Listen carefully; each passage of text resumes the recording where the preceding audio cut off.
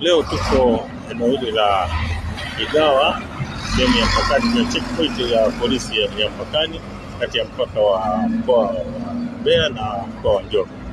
Lengo kubwa la kukaa hapa ni kuhakikisha kwamba tunafanya ukaguzi wa magari yote yanayopita katika eneo hili, yanayoingia na yanayotoka katika mkoa wetu wa Mbeya. Nia kubwa ya kufanya hivi ni kuhakikisha kwamba leo siku hii ya sikukuu, wapo baadhi ya madereva ambao wanaweza wakakengeuka alafu wakatuletea ajali zisizokuwa za lazima kutokana tu na uzembe wao. Ndio maana tukasema sisi tutakuwa tunahama kila barabara kuhakikisha kwamba mkoa wetu unakuwa salama. Tuko na RTO, lakini tuko na watumishi wengine wa idara nyingine kama vile LATRA ambao nao wanasaidia kuangalia wale ambao wanasafirisha abiria kwenye magari bila kulipa wanalipa nauli lakini hawatoi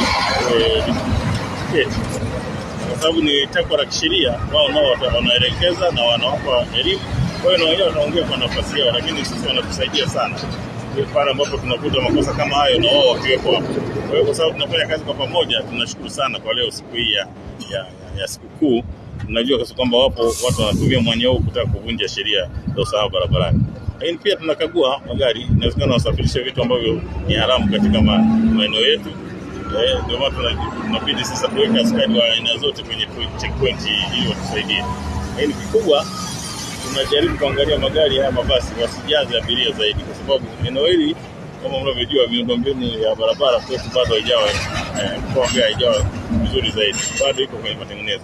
Lakini kwenye eneo hili kuendelea kwenda mkoa wa Njombe barabara iko vizuri. Kwa hiyo ndio maana tunawapa elimu wasijaze, lakini pia magari kama ni mabovu pia tunao vehicle inspectors hapo wanakagua kuhakikisha kwamba kama gari bovu wanaliweka pembeni. Magari unayoona yaliyosimama hapo ni mabovu, yameelekezwa kwanza warekebishe mifumo ya breki, kwa sababu kuna milima na miteremko isije kaleta ajali zisizokuwa za lazima. Naitwa Injinia Shabani Mdende, ni afisa mfawidhi wa LATRA mkoa wa Mbeya. Leo tunafanya zoezi la pamoja na wenzetu jeshi la polisi. Tuko na kamanda wa polisi mkoa wa Mbeya pamoja na RTO na timu yake na maafisa wa LATRA pia.